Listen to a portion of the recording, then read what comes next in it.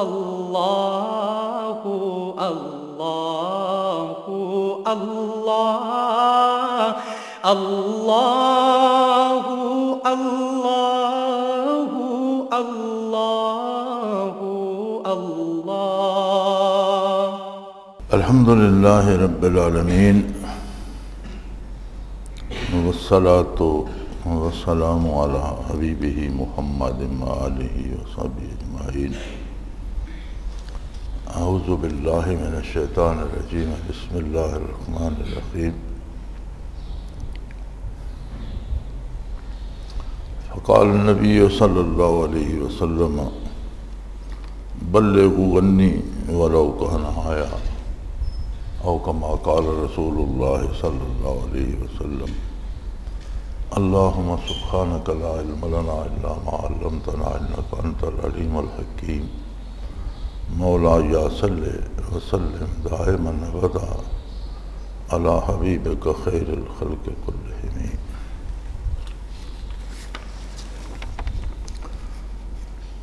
روحانی بیعت اور فنا فی الرسول کیا ہے؟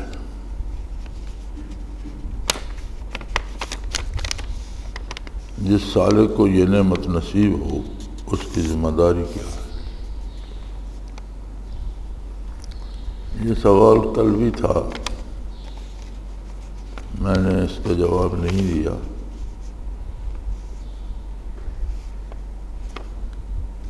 اس لیے کہ یہ چیزیں بیان ہوتی رہتی ہیں اور مرشد میں چھپتی رہتی ہیں، اور دیکھیں ہر وقت کی ایک ضرورت ہوتی ہے۔ رب العالمین کا نظام ایسا ہے کہ وہ ہر وقت کی ہر ضرورت ہر جگہ پوری فرماتا ہے۔ یہ نعمت 14 صدیوں سے چل تو رہی تھی۔ فنا فی الرسول کا اصل مقام صحابہ کرام رضوان اللہ علیہم اجمعین کو حاصل تھا۔ اس کے معنی پہ ہی غور کیا جائے تو سمجھ آ جاتی ہے کہ فنا فی الرسول سے مراد کیا ہے۔ یوں تو ایمان کا تقاضا ہے کہ جب کسی نے لا الہ الا اللہ محمد رسول اللہ کا اقرار کر لیا تو اس کے پاس اپنی پسند و ناپسند کا کوئی اختیار باقی نہیں رہتا، پھر اس کے لیے وہی چیزیں پسندیدہ ہوتی ہیں جو رسول اللہ صلی اللہ علیہ وآلہ وسلم کو پسند ہوں، اور جو چیزیں حضور کو پسند نہ ہوں وہ اس کو پسند نہیں ہوتی۔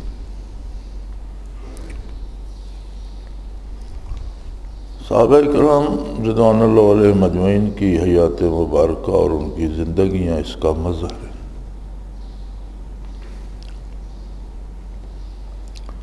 چھوٹی چھوٹی چیزوں، چھوٹی چھوٹی باتوں سے اس کا اظہار ہوتا ہے۔ مثلا ایک صحابی بارگاہ رسالت پناہی میں حاضر ہوئے تو انہوں نے سرخ رنگ کی چادر لے رکھی تھی۔ آپ صلی اللہ علیہ وسلم نے فرمایا کہ یہ مناسب نہیں ہے، پھر حضور نے کبھی نہیں دیکھی ان کے پاس۔ تو ایک دن خیال مبارک اس طرف آ گیا تو انہیں دیکھ کر فرمایا کہ بھی وہ پھر چادر آپ نے کیا کی، پھر نہیں دیکھی آپ کے پاس؟ انہوں نے عرض کیا یا رسول اللہ صلی اللہ علیہ وسلم جب آپ نے پسند نہیں فرمائی تو میں نے تنور میں جھونک دی، جلا دی۔ آپ صلی اللہ علیہ وسلم نے فرمایا آپ کسی خاتون کو دے دیتے، مردوں کو وہ رنگ مناسب نہیں لگا، تو میں نے تمہیں کہا تھا کہ تمہیں اچھی نہیں لگی، لیکن کسی خاتون کو، گھر کی خاتون کو دے دیتے۔ عرض کی یا رسول اللہ جو چیز آپ کو پسند نہ آئے وہ باقی ہی کیوں رہے؟ فنا فی الرسول سے مراد یہ ہے کہ آدمی کی اپنی پسند آقا کی پسند میں فنا ہو جائے، کہ زندگی حضور کی سنت کا نمونہ بن جائے، اس کا ظاہر و باطن، اس کا حلیہ، اس کا لباس، اس کی بول چال کے انداز، اس کا لین دین، کاروبار حیات اتباع رسالت میں ڈھل جائے، جینا مرنا اس پہ ایسا رنگ غالب ہو کہ جو دیکھے وہ سمجھے کہ یہ مسلمان ہے۔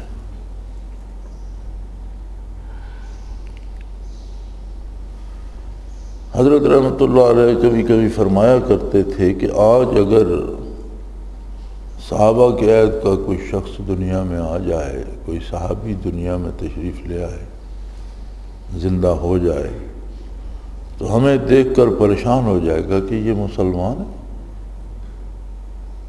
یعنی ہم اتنے دور جا چکے۔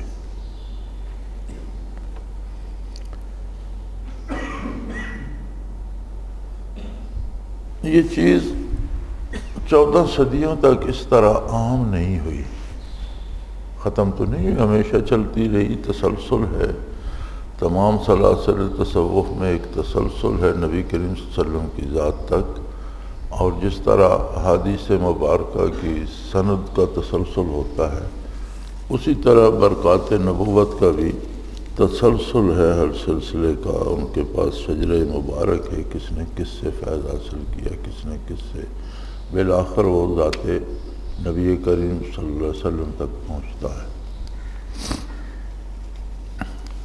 14 صدیوں میں یہ طریقہ رہا کہ بڑے بڑے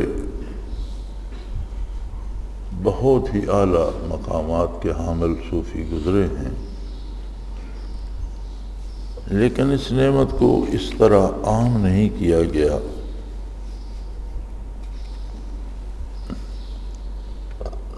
گنتی کے چند لوگوں کو، جن کے لاکھوں مریدین تھے، ان لاکھوں مریدین کو وہ اعمال کی تلقین فرماتے تھے، کچھ تسبیحات فرما دیتے تھے پڑھنے کے لیے، قرآن کریم کی تلاوت کا حکم دے دیتے تھے کہ اتنا روز پڑھا کرو،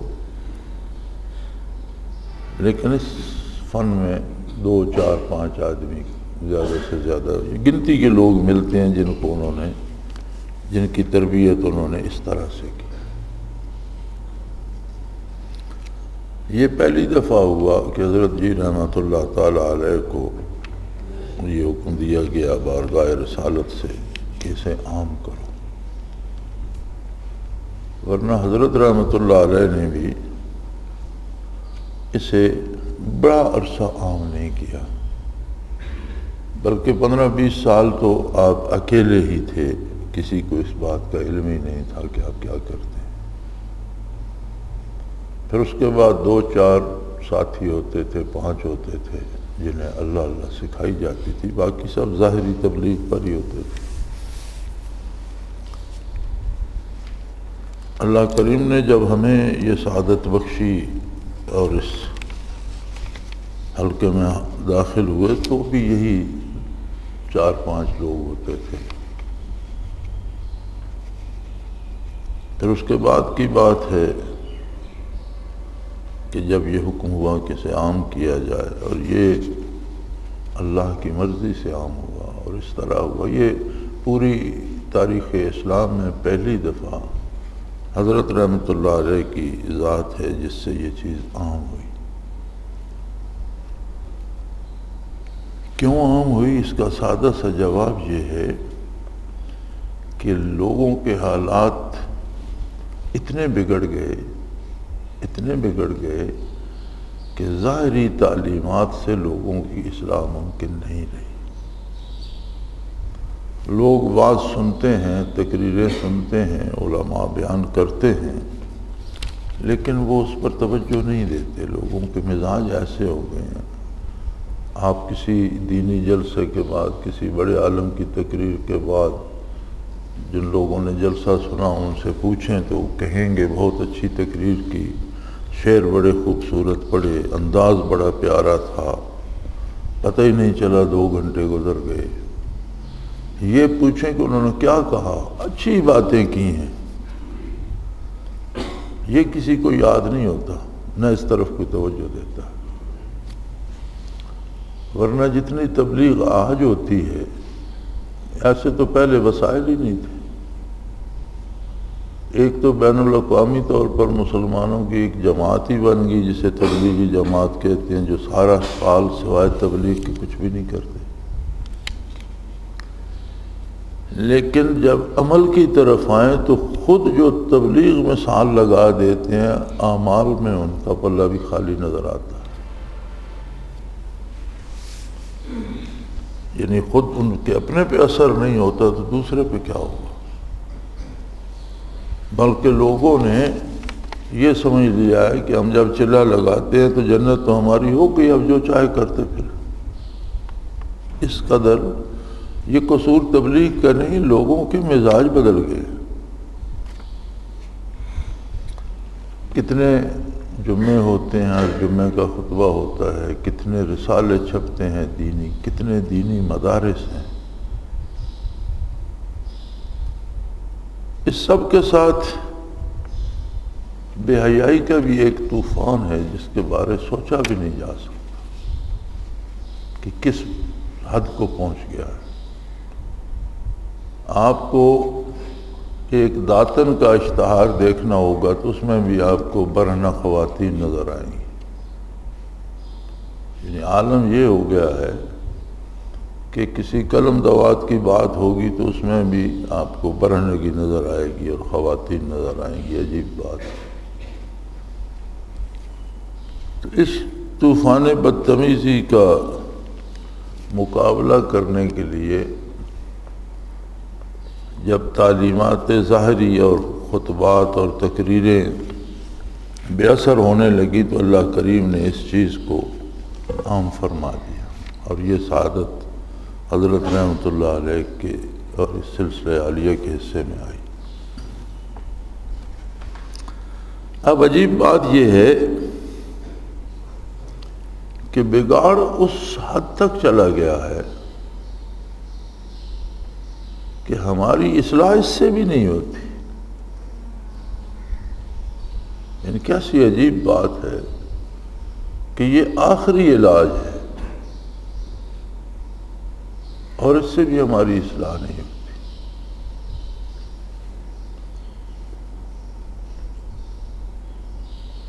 روحانی بیعت اتنی بڑی سعادت ہے کہ آدمی اس کے بارے سوچ نہیں سکتا،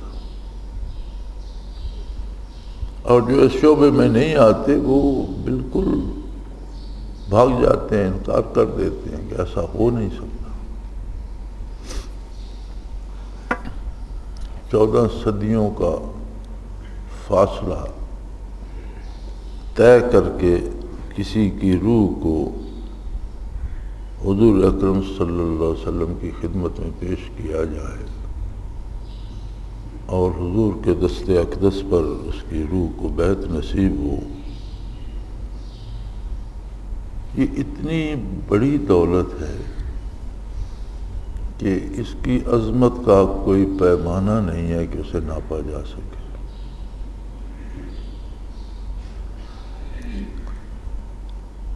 حضرت رحمۃ اللہ علیہ کے ارشادات میں ہے، وہ فرماتے ہیں کہ شیخ کوئی ایسا شیخ جو کسی کو مراقبہ احدیت کرا دے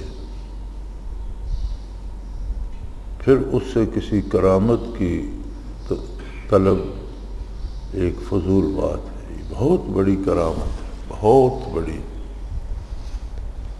زمین و آسمان کا فاصلہ 50,000 ان سالوں کا ہے جن سالوں سے روح اور فرشتہ سفر کرتا ہے۔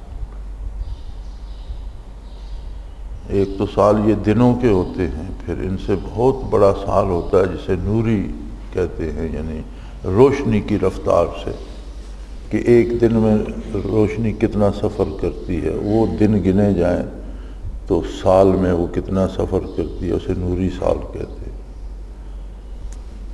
روح اور فرشتے کی رفتار اس سے بہت زیادہ ہوتی ہے، اس کی رفتار سے 50,000 سال کا فاصلہ آسمان و زمین میں ہے۔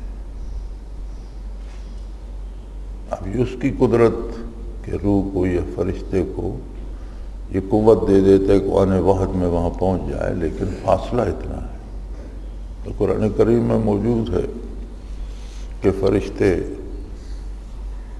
50,000 سال کا فاصلہ طے کرتے ہیں زمین و آسمان میں. پہلا آسمان، دوسرا، تیسرا، چوتھا، پانچواں، چھٹا، ساتواں بھی ختم ہو جائے تو اس سے اوپر جا کر احدیت آتی ہے. تو بیک نگاہ کسی کو روح کو احدیت پہ کھڑا کر دینا بہت بڑی بات ہے. پھر سے آگے مراقبات کرتا ہوا وہ سیر کعبہ سے ہوتا ہوا بارگاہ رسالت میں جا پہنچے تو اس کی عظمت کے بارے سوچیں ساتھ چھوڑ جاتی ہیں.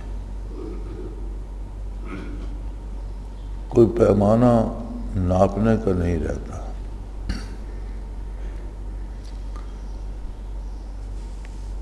لیکن اصل سوال یہ ہے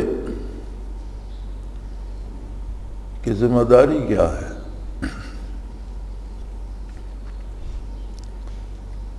بڑی سادہ سی بات ہے کہ یہ نعمت کیوں عام کی گئی؟ اصلاح عالم کی ضرورت تھی. پہلی امت جب میں بگاڑ پیدا ہوتا تھا پہلی امتوں میں اور تعلیمات نبوت فراموش کی جاتی تھی تو نیا رسول نیا نبی آ جاتا تھا. پہلی کتاب کی تعلیمات فراموش ہو جاتی، کتابوں میں تحریف ہو جاتی، نئی کتاب آ جاتی. یہ رسول بھی آخری تھا صلی اللہ علیہ وآلہ وسلم اور کتاب بھی آخری. کتاب کی حفاظت کا ذمہ تو رب کریم نے اپنے ذمہ لیا، لہذا اس میں تحریف ممکن نہیں. جو کرتے ہیں وہ معنی میں کرتے ہیں. کتاب کے مندرجات میں قرآن کے الفاظ تبدیل نہیں کیے جا سکتے. بڑا زور لگایا اسلام دشمن قوتوں نے اور آج تک لگا رہی ہیں، آئندہ بھی لگاتی رہیں گی، لیکن کچھ نہیں بگاڑ سکی، نہ بگاڑ سکیں گی.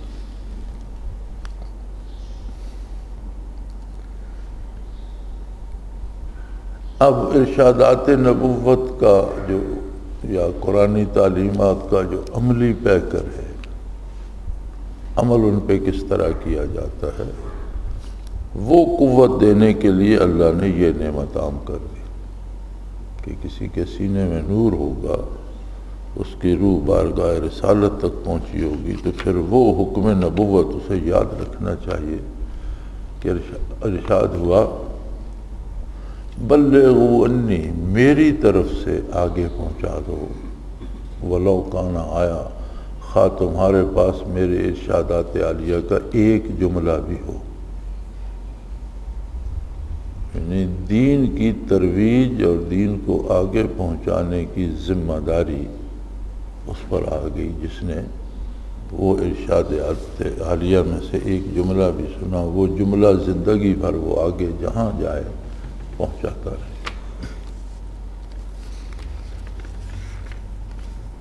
نفس اور شیطان کی چالیں بھی عجیب ہیں کہ دیکھا یہ گیا ہے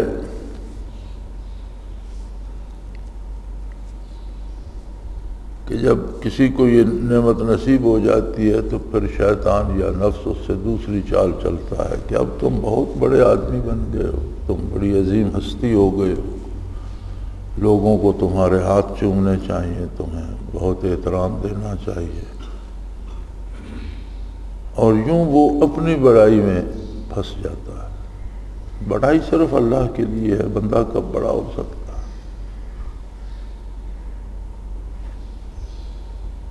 اللہ اکبر، سادہ سی بات ہے کہ بڑائی صرف اللہ کی، بندہ بندہ ہے بہرحال. تو ذمہ داری یہ آ جاتی ہے کہ پہلی بات تو یہ ہے کہ وہ اولیت ترویج دین کو دے. اسے مزدوری بھی کرنی ہے، اسے بچے بھی پڑھنے ہیں، اسے روزی بھی کمانا ہے، اسے زندگی کے سارے کاروبار کرنے ہیں، دوستی ہے، دشمنی ہے، رشتہ داریاں ہیں، بڑے جھمیلے ہیں. اس سارے میں اسے اپنے لیے پہلے تو یہ راہ بنانی ہے کہ اس انداز سے چیزوں کو کرے جس انداز کو نبی کریم صلی اللہ علیہ وسلم نے پسند فرمایا. فنا فی الرسول کا معنی بھی یہی ہے۔ اور دوسرا محنت اور مجاہدہ آیائے دین کے لیے، نیکی کو پھیلانے کے لیے، بھلائی کے لیے اپنے اوپر ضروری کر لے، اپنا روزانہ کا حساب کرے کہ میں نے حضور کا پیغام کتنے لوگوں کو پہنچایا ہے۔ زبان سے کہے اس سے زیادہ اپنے عمل سے بھی پیغام دے کہ اعمال سنت کے تابع ہوں۔ اب ہم دوسروں کو کہتے رہیں اور اپنے عمل خلاف شریعت ہوں تو اس کا کیا فائدہ ہوگا؟ اپنے اعمال پہ، اپنے کردار پہ نگاہ رکھے اور اسے سنت کے مطابق کرے، پھر اس کو پھیلائے۔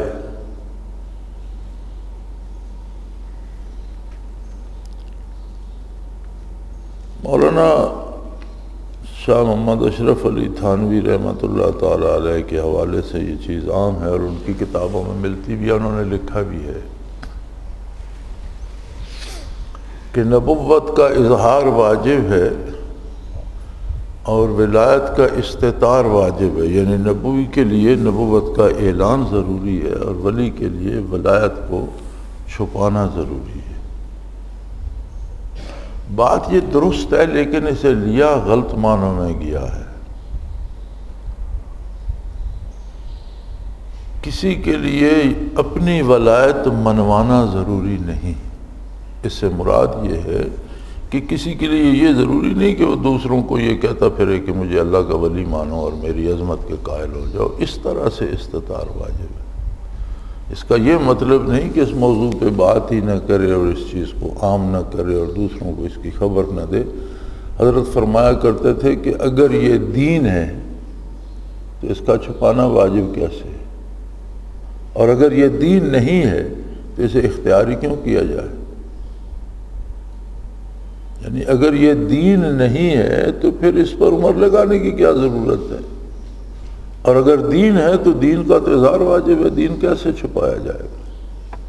تو دونوں باتوں میں مطابقت اس طرح سے آتی ہے کہ حضرت تھانوی رحمۃ اللہ علیہ نے جو فرمایا اس کا مفہوم یہ ہے کہ اپنی بزرگی نہ منواتا رہے۔ نبی اپنی نبوت منواتا ہے، ولی کے لیے ضروری نہیں کہ دوسروں سے اپنی ولایت منواتا رہے، لیکن اس چیز کی تبلیغ اور اس کی عظمت اور اس کا اظہار، چونکہ یہ دین ہے، دین کی اساس ہے، دین کی قوت ہے، قوت عمل عطا کرتی ہے، توفیق عمل عطا کرتی ہے، بندے کی اصلاح کرتی ہے، لہذا اسی قوت سے اس کا اظہار بھی کیا جائے۔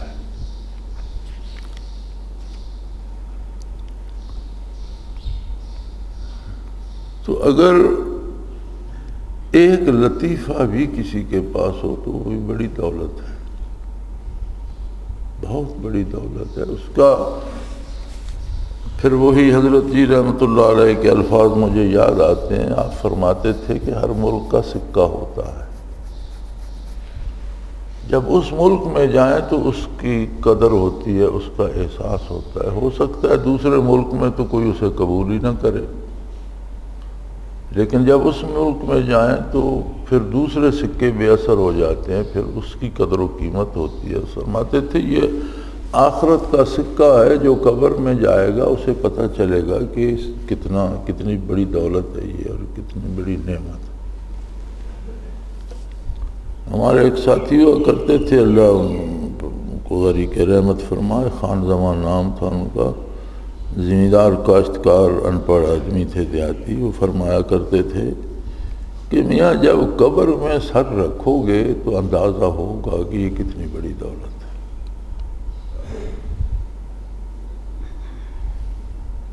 تو ایک لطیفہ قلب بھی بہت بڑی دولت ہے، اور 7 لطائف نصیب ہو جائیں تو 2.5 کھرب باڈی سیل ذاکر ہو جاتے ہیں، اور پھر کسی کو مراقبات اور مراقبات میں فنا فی الرسول نصیب ہو جائے تو یہ اتنی بڑی دولت ہے، اتنی بڑی دولت ہے کہ اس عالم میں اس کا اندازہ نہیں ہوتا۔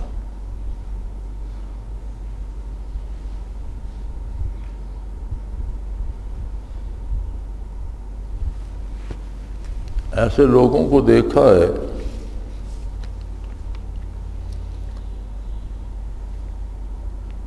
میرے ذاتی مشاہدات میں الحمدللہ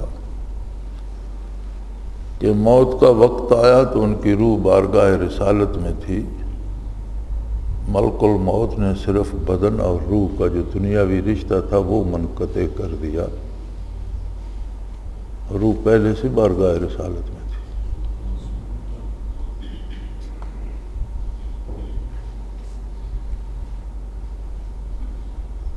تو ذمہ داری یہ ہو جاتی ہے کہ وہ اپنے قول اور فعل دونوں سے تعلیمات نبوت کو عام کرے، اس دولت کو عام کرے اور اللہ کے بندوں کو اللہ کی نافرمانی اور غضب الہی سے بچانے کا کام کرے۔ حضرت علی کرم اللہ وجہ کریم کو ایک جہاد کی کمان دیتے ہوئے رخصت کرتے وقت حضور صلی اللہ علیہ وسلم نے فرمایا تھا کہ علی ایک بات یاد رکھنا، 1000 کافر کو بحالت کفر جہاد میں قتل کر دیا جائے، اس سے زیادہ پسندیدہ بات اللہ کریم کی بارگاہ میں یہ ہے کہ کسی ایک کافر کو مسلمان کر لیا جائے، یعنی اس کے کسی ایک بندے کو جہنم جانے سے بچا لیا جائے تو یہ اس کے نزدیک اس کی بارگاہ میں بہت پسندیدہ بات۔ تو رضا الہی کے لیے اور اس کی رحمت کو پانے کے لیے